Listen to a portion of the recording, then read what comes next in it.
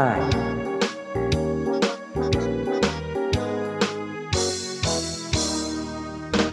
Dako niyang problema, iyang buhok na labong perte na yung nipisa. Look siyang maupaw, base mo pangit iyang itsura.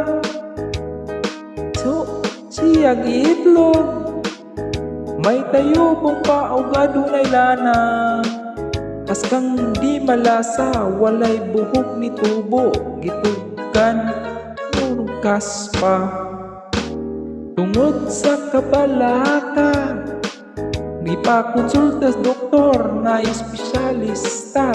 Pasyente nagduda, kayang doktor perti ng upawa.